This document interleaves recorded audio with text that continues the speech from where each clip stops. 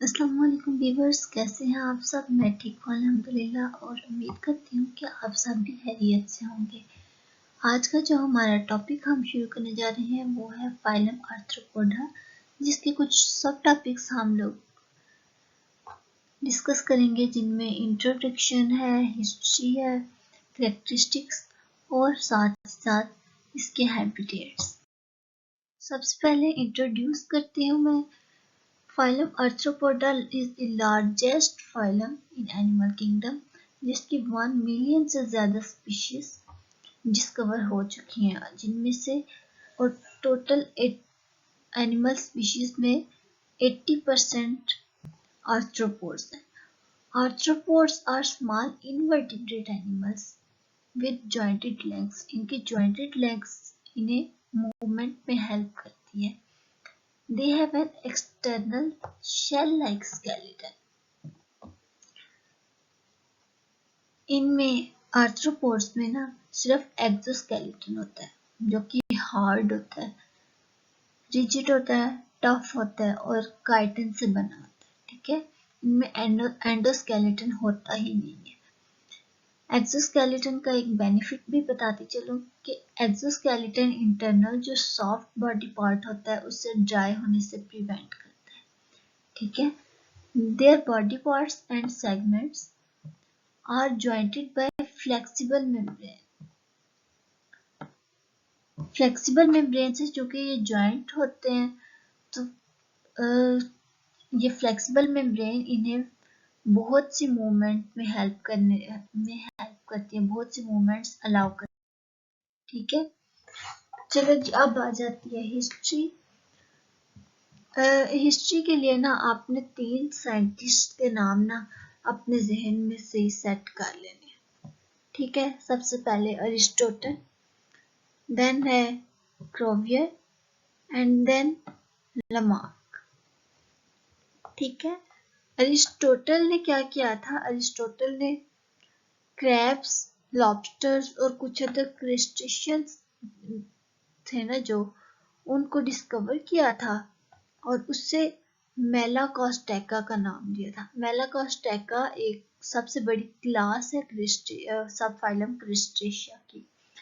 ठीक है, नेक्स्ट क्रोवियर ने क्या किया था? क्रोवियर ने सब फाइलम मायरापोडा और क्रिस्टेशिया, इन दोनों सब फाइलम्स के बहुत से मेंबर्स को डिस्कवर किया था और ये दोनों टर्म्स दी थी। ठीक है, लमार्क ने क्लासिफिकेशन में बहुत इंपॉर्टेंट रोल प्ले किया था। इन्होंने क्लास आर्चिनीटा कि कुछ मेंबर्स, जिनमें सिल्वर फिश या माइट्स है और स्पाइडर है, इनकी क्लासिफिकेशन की थी। सिर्फ इनकी नहीं बल्कि कुछ माइरापोडा के भी कुछ मेंबर्स की क्लासिफिकेशन की थी और साथ ही साथ सब फाइलम क्रस्टेशिया के मेंबर्स की भी क्लासिफिकेशन की थी, जिनमें लॉबस्टर्स हैं, क्रैब्स हैं और बटरफ्लाइज हैं। नेक्स्ट हम इसकी देखते हैं कैरेक्टरिस्टिक्स देखते हैं। तो बॉडी इनकी बायलेटरली सिमेट्रिकल है। बायलेटरली सिमेट्रिकल मीन्स के अगर इसकी बॉडी को दरमियान से कट किया जाए तो एक साइड है जो इसकी, वो दूसरी साइड का बिल्कुल मिरर होता है, एग्जैक्ट कॉपी होती है दोनों साइड एक दूसरे की। ठीक है, only exterior segments into 3 parts. पहले हम देख लेते हैं कि ओनली एक्सटीरियर सेगमेंट्स इसका क्या मतलब है। एक्सोस्केलेटन में जो आर्थ्रोपोड्स का एक्सोस्केलेटन होता है वो 3 पार्ट्स में डिवाइड हुआ होता है। बॉडी 3 सेगमेंट्स में डिवाइड हुई होती है। ठीक है, लेकिन जो ऐसा नहीं होता कि एक सेगमेंट है उसने अपने सारे फंक्शन परफॉर्म करने हैं, उसने अपना सर्कुलेशन, डाइजेशन, रिस्पायरेशन, सारे फंक्शन उसने अलग परफॉर्म करने हैं, दूसरे सेगमेंट ने अपने सारे फंक्शन परफॉर्म करने हैं। आर्थ्रोपोड्स में ऐसा नहीं होता। आर्थ्रोपोड्स में सब एक फंक्शन परफॉर्म करने के लिए सारे सेगमेंट्स काम करते हैं, सारे सेगमेंट्स मिलकर एक फंक्शन परफॉर्म करते हैं। ठीक है, इसलिए लिखा है only exterior segments. Body is divided into 3 parts: head, thorax and abdomen. Exoskeleton इनका हार्ड होता है और एक्सोस्केलेटन इनका काइटिन से बना होता है, ठीक है। एक्सोस्केलेटन इनका काइटिन से बना होता है, ठीक है। ये आपने याद रखना, ये बहुत इंपॉर्टेंट एमसीक्यूज भी है। एक्सोस्केलेटन पहले मैंने डिस्कस किया कि एक्सोस्केलेटन का बेनिफिट क्या है कि वो इंटरनल जो सॉफ्ट बॉडी पार्ट होता है उसे ड्राई होने से बचाता है, ठीक है। अब मैं आपको इसका एक डिसएडवांटेज भी बताती चलूं कि आर्थ्रोपोड्स, क्योंकि आर्थ्रोपोड्स में एक्सोस्केलेटन बहुत हार्ड होता है, तो जो एनिमल होता है वो ग्रो नहीं कर सकता, साइज में इंक्रीज नहीं हो सकता। तो उसके लिए अल्लाह ताला ने इनमें एक और प्रोसेस शामिल किया है और वो है एक्डाइसिस, या फिर उसे हम मोल्टिंग भी कहते हैं।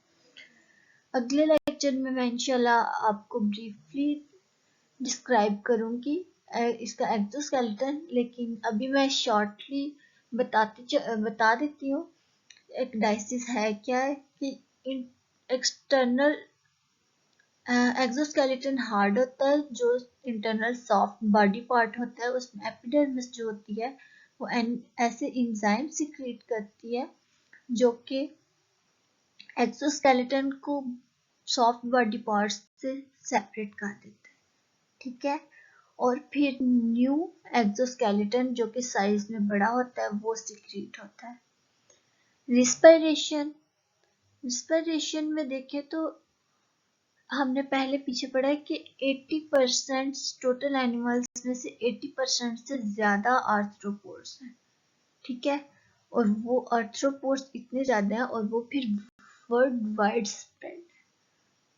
कुछ एक्वेटिक हैं, कुछ टेरेस्ट्रियल हैं, कुछ और हैं।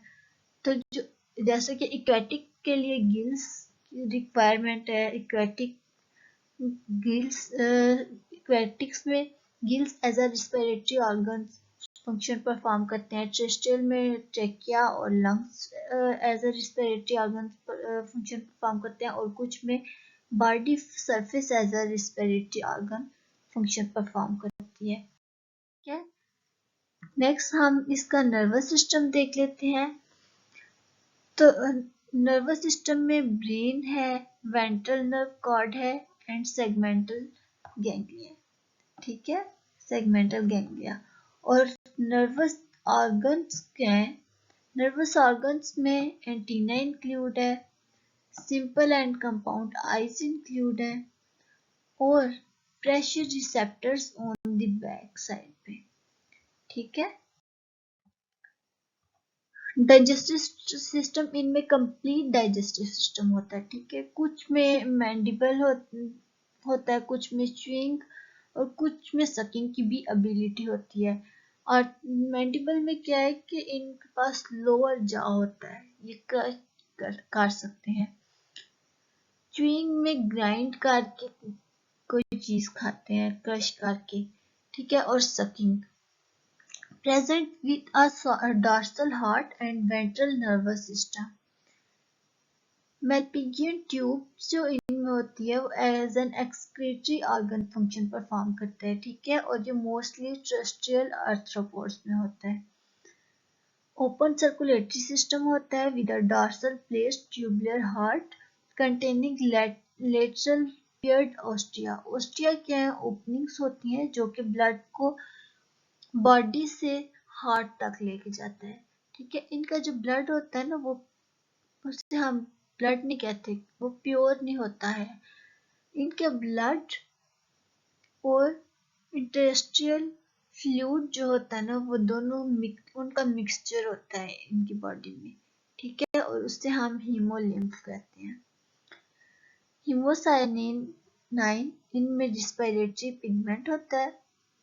और रिप्रोडक्शन देखी जाए तो मोस्टली सेक्सुअल रिप्रोडक्शन होती है इनमें, 1 to several larval stages। Habitat, arthropods चूंकि बहुत ज्यादा होते हैं, बहुत ज्यादा स्प्रेड हुए होते हैं, तो ये डिफरेंट हैबिटेट अडॉप्ट करते हैं। सबसे पहले हम देखते हैं aquatic arthropods. Aquatic arthropods mostly deep sea water में रहते हैं या फिर कोस्टल सैंड्स में। कोस्टल सैंड्स क्या है? लैंड और डीप वाटर के दरमियान जो सैंड वाला एरिया होता है, जिसमें वाटर भी होता है और सैंड भी होती है, उससे हम कहते हैं कोस्टल सैंड्स। ठीक है। They have gills for respiration and cement glands to adhere any other surface. Cement glands ऐसे ग्लैंड्स होते हैं जो कि एडहेसिव सब्सटेंस सीक्रेट करते हैं, जो कि बॉडी को सबस्ट्रेट के साथ अटैच होने में हेल्प करता है। एग्जाम्पल्स अगर हम देखें तो बीटल्स, क्रैब्स और लॉबस्टर्स इसकी एग्जाम्पल्स में आ जाते हैं। ठीक है, अब क्लियर है? टेरेस्ट्रियल आर्थ्रोपोड्स सेकंड हैबिटेट इनका। These arthropods have book lungs and trachea to breathe air. और साथ ही साथ इनके पास एक्सोस्केलेटन होता है। एक्सोस्केलेटन जो इंटरनल सॉफ्ट बॉडी पार्ट होता है उसको ड्राई होने से प्रिवेंट करता है। ठीक है, एग्जाम्पल्स में देख लें तो स्पाइडर्स, स्कॉर्पियंस एंड माइट्स इसकी एग्जाम्पल्स में आ जाता है। Next the last topic of my today's lecture are subterranean arthropods. These arthropods live underground and these arthropods are depigmented. Depigmented means कि इनकी पिगमेंटेड स्किन होती है जिन पे कलर पिगमेंट्स कलर देते हैं स्किन को। ठीक है, और डीपिगमेंटेड मीन कि इनकी स्किन में कोई कलर नहीं होता, इनकी स्किन ग्लो करती है, लाइटेंड स्किन होती है। Have reduction of cuticle thickness, इनकी थिकनेस जो ऊपर स्केलेटन होता है उसकी थिकनेस भी बहुत कम होती है, जिसकी वजह से जो इनका इंटरनल सॉफ्ट बॉडी पार्ट है उस ड्राई होकर डैमेज होने का भी उससे खतरा होता है। ठीक है, एंड हैव नफ्थैल्मिया। नफ्थैल्मिया क्या है? ये एक डिजीज है आंखों की, आईज की डिजीज है, जिनमें या तो एक आई नहीं होती या फिर दोनों आईज नहीं होती, और इनमें मोस्टली ये होता है कि आईज अंदर की तरफ चली जाती हैं। ठीक है, और इन्हें दिखाई नहीं देता कुछ। एग्जाम्पल्स में आ जाता है स्नेल्स।